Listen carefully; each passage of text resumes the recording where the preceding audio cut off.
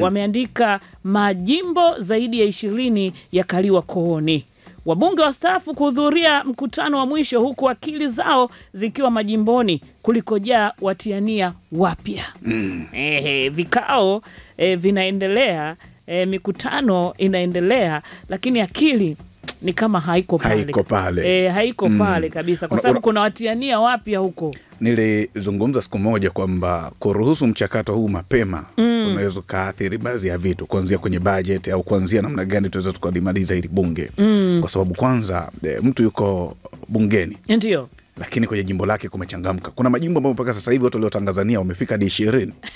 Unaona, sasa wewe uko bungeni, leo unapata taarifa kwamba fulani katiania, yule nani katiania, yule akili kama inakuwa ikai sawa. Kuna namna ambavyo unaona wewe kama umepoteza. Na wakati mwingine unakuwa unawaza kwamba kama kuna baadhi ya ahadi ambazo ulikuwa umewaahidi wananchi, alafu ahadi hizo bado haujazitekeleza, unakuwa unawaza kwamba inakuaje katika hao watu 20, je, mimi nitapenya au inakuaje? Kwa lazima uwe tumbo joto, lakini kama umetekeleza yale ambayo uliyaahidi, uliwaahidi wananchi kwamba jambo fulani nitalifanya, umelifanya kweli, unakuwa una wasiwasi sana, japo hofu kidogo inakuwepo. Unajua kwenye siasa kwa nini kunakuwa na hofu? Kwanza wajumbe hawatabiriki. Ndio. Unaweza kufanya au hujafanya, lakini wajumbe wakiamua jambo lao wanafanya vile ambavyo wanataka. Kwa mfano, inawezekana leo kwa unataka umefanya kweli ulichokiahidi. Ndio. Lakini wajumbe wakasema tunampumzisha. Upumzike kwanza. Rasikia wapate na wengine. Yaani ni kwamba sio kwamba hufai. Au ikatokea tu mtu wajumbe wakaona kwamba huyu ni zaidi. Kwa sababu wajumbe si ni umefanya ndio. Wajumbe si ni kuwapanga tu kwa maneno. Wanajaa kwenye mfumo. Dar es Salaam inaongoza na Mtumbo, Arumeru Mashariki, Arusha mjini, Geita, Ismani, Muleba Kaskazini, Micheweni Zanzibar, Tumbatu, Bumbwini, Kigoma Kusini, Same Mashariki, Lindi mjini, Manyara, Newala, Ilemela, Nzega vijijini na Korogwe vijiji vyatajwa. Kupigwa marufuku sherehe katika uchukuaji na urejeshaji fomu ni pigo jingine kwa atiania waliozoea kupitisha takrima katika zoezi hilo. Na hii imekuwa ikitokea mara nyingi sana. Japo ilikuwa inaleta vibe fani na kuchangamka kwa mitaa yetu, ikiwa inaashiria kwamba sasa ni wakati wa uchaguzi. Lakini sasa hivi tumeona Chama cha Mapinduzi kimetoa taarifa kupitia katibu wa NEC Organization ambaye ni Isa Haji Usi, ambaye yeye ametoa taarifa ya kuhusu marufuku kwa wanachama yoyote kualika kundi la wapambe kumsindikiza kwenda CCM kuchukua fomu za kuteuliwa kugombea. Lakini pia ni marufuku kwa mwanachama kuandaa msafara wa magari, pikipiki, baiskeli, ngoma na matarumbeta ya kumsindikiza kwenda CCM kuchukua fomu za kuomba kuteuliwa kugombea. Na ilikuwa inanogesha kweli. Utaona mtu anaenda kuchukua fomu, lakini wakati mwingine pam pam pam pam, msururu wengine wa magari, utafikiri kuna sherehe hapo inafanyika. Sasa hili linatafsirika kama ana wahadaa wajumbe kwa namna moja ama nyingine. Kwa sababu unapita huko mtaani uko na vibe, lakini pia wale uoga waendi njia moja.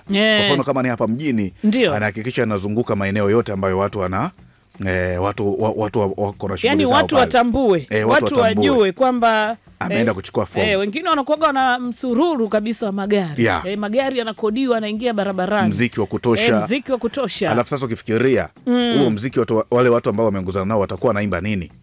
Sina maana tayari watakuwa kuna zile nyimbo ambazo za kumsifu. Tayari. Wengine wanaandaa kabisa, wasanii anatunga kabisa wimbo kwa ajili yake. Tuna imani naye. Sasa hivi ndo hivyo. Hakuna. Hamna msha. Kimya. Kama unaenda we nenda mwenyewe. Hamna kusindikizana sijui na vikundi vya ngoma wala nini. Lakini vipi we hii unaionaje? Mimi naona ni nzuri kwa sababu chama kilianzia kwenye swala la kuwakataza kwanza watiania wote kuendelea na shughuli mbalimbali ikiwemo kukutana na wajumbe na kadhalika. Lengo la hiyo ilikuwa ni kutaka kupata viongozi ambao ni yani kwa maana pale ambapo chama ama serikali itapuliza kipenga cha kwamba sasa zoezi linaanza lianze. sio huyu ameanza kwa staili yake, ameanza kwa staili yake. Tunataka tukisema sasa mnaruhusiwa kujinadi, wajinadi wote kwa pamoja. Ila hii ya huyu anafanya hiki, anafanya hiki, naona sio nzuri. Yapo kwenye amsha kama nilivyozungumza mwanzo, inawezekana ilikuwa inaweka watu tayari. Inanogesha. Ilikuwa inaweka watu tayari kwamba sasa tayari. Mambo yanakuwa ni moto, unasema kwamba haya ndo mambo ni yapendayo. Kuna uchaguzi tayari. Kuna uchaguzi tayari. Unajua kuna uchaguzi tayari. Taarifa imeandikwa ukurasa wa 3 gazeti la Jamvi la Habari, gazeti lako hili. Iko taarifa nyingine wameandika Rais Dr. Samia kurihutubia na kulivunja rasmi bunge siku ya leo. Ni taarifa imeandikwa ukurasa wa 4 gazeti hili la Jamvi la Habari. Na kwa ratiba ambayo nimeipata hapa leo, Mheshimiwa Rais Dr. Samia Suluhu Hassan atahutubia bunge saa 8:30 mchana, na unaweza kufuatilia moja kwa moja kupitia KLFM Radio, lakini pia kupitia KLFM Digital pale YouTube. Lakini pia hotuba hiyo itakuwa live kupitia pia kwa maana kupitia channel mbalimbali pia. Haya, niangazie gazeti la Nipashe Mwanga wa Jamii. Gazeti la Nipashe Mwanga wa Jamii, taarifa kubwa ameandika wabunge waagana kiaina. Spika Tulia asema uzoefu 50% hawarudi. Hivyo nakumbuka hiyo kauli nishawahi kuizungumza hapa. Ndio. Hiyo kauli nishawahi kuizungumza hapa kwamba kwa nusu yao inawezekana wasirudi. Ndio. Na nilitaja na sababu kwa nini wanaweza wasirudi. Kwanza unajua wabunge wana majukumu yao. Ndio. Ambayo haya majukumu sio lazima uambiwe leo tumesoma hadi kwenye uraia majukumu yao. Lakini pia moja ya majukumu hayo ni kwamba mbunge anawajibika kwa wananchi. Ndio. Mbunge anawajibika kwa taifa. Mbunge anawajibika kwa chama chake, unaona? Lakini pia mbunge anawajibika kwa serikali. Umeona tofauti zake hizo? Ni kwamba anawajibika kwa wananchi kwa maana waliomchagua. Ndio. Walimchagua kwa sababu gani? Aende akafanye nini? Mbunge anajua. Aende akafanye nini bungeni, si ndio? Sasa kwa taifa kwa maana kwamba akiwajibika kwa wananchi na maana tayari analipambania taifa. Lakini wabunge wengi wa awamu hii, wengi wao kwenye hiyo 1%, wengi wao walijikita kwenye pande mbili. Kwenye upande wa serikali, kwenye upande wa chama. Kwa maana kwamba wengi wao walisahau ama walijikuta wameingia tu, wamekuwa wabunge alafu hawajui wafanye nini. Yaani unachotaka kusema ni kwamba wengi wao pamoja na kuwa walipewa nafasi hizo na wananchi, lakini kuna baadhi ya vitu walishindwa kuvifanya. Hivyo unajua kuna nafasi ambayo unaweza kuwa unajaribu alafu kujikuta umeipata. Alafu sasa kufanya inakuwa ni changamoto. Kwa sababu ulikuwa unajaribu. Sasa umejaribu, umepewa nafasi. Na kingine ambacho mimi nakiona ni kwamba kuna baadhi yao ni kama walikuwa wamejisahau. Yaani baada ya kufanya kile ambacho walikuwa wanatakiwa kufanya ni kama walikisahau. Shida sio kujisahau. Ndio. Shida ni kutotambua wajibu wake. Yaani kwa maana ya 1% hiyo ya wabunge, huyu mbunge ilibidi awajibike kwa jimbo lake. Ndio. Alijikuta amefika bungeni anaona kama wananchi wake sio ambao wamemwajiri, sio ambao wamempa hiyo nafasi. Kwa hiyo anajikuta sasa yeye anapambania kuunda kikundi cha praise and worship.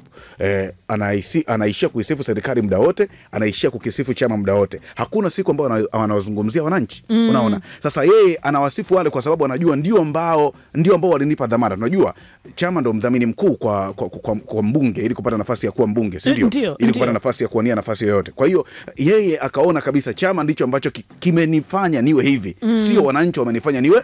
Kwa hiyo yeye anachokifanya sasa ni kuwa bize na chama. Alikuwa bize na chama. Alikuwa bize na chama. Ndio maana walikuwa anahakikisha anakizungumzia vizuri chama, anahakikisha anaizungumzia vizuri serikali. Lakini wakati huo umesahau moja lingine la kujisemea pia yeye mwenyewe. Kujisemea yeye mwenyewe. Wakati huo wajibu wake moja wapo vitu ambavyo anatakiwa yeye avisimamie ni pamoja na kuiwajibisha serikali. Okay. Unaona? Ukisoma ibara ya 63 inaeleza ya katiba, inaeleza majukumu mengi sana ya mbunge ambayo wengi wao wameenda bungeni huenda walikuwa hayajui. Sasa wanakuja kukumbuka shuka tayari ni saa 12, amka kumekucha baba. Kwa hiyo unataka kusema kwamba kuna baadhi yao hawajui kabisa wafanye nini? Ndio.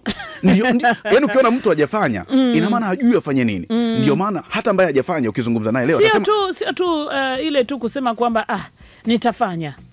Hata ambaye hajafanya. Sio kwamba hajui majukumu yake anayajua, lakini kuna ile kwamba kesho bwana. Yaani unajua ambaye hajafanya ukikaa naye leo ndio atakwambia amefanya. Hata kama hajafanya. Amefanya nini? Anajua yeye alichokifanya. Lakini nyinyi ambacho mlitaka afanye hajafanya. Kwa hiyo hata ambaye hajafanya ukimuuliza leo atasema nimefanya, atasema nimefanya. Ndio hivyo, waserebuka na kutunza. Jana hiyo. Waserebuka na kutunza. Wengine wanaserebuka kama mwisho kwamba anusi tena, wanasema unusi tena. Ukanyagi tena. Taarifa iko hivyo na imeandikwa ukurasa wa pili gazeti la Nipashe Mwanga wa Jamii, lakini kuna taarifa ameandika CCM yapiga marufuku wapambe sherehe uchukuaji wa fomu. Ni taarifa imeandikwa ukurasa wa ndani. Lakini kuna taarifa hapa wameandika utafiti vyakula vya watoto vilivyosindikwa si salama kwa afya. Vyakula vya watoto vilivyosindikwa si salama kwa afya. Kwenye gazeti hili la Nipashe Mwanga wa Jamii kuna habari picha hapa naona. Kuna kuna karatasi hapa ambalo naliona ni kama linakuaga na pipi fulani hivi. Lakini kuna kama vikopo hapa ni kama vina juisi, vyakula vingi vya kusindikwa, vyakula vile vya kusindikwa vile. Lakini kuna karatasi hapa naona kama ni ya maziwa, sijui.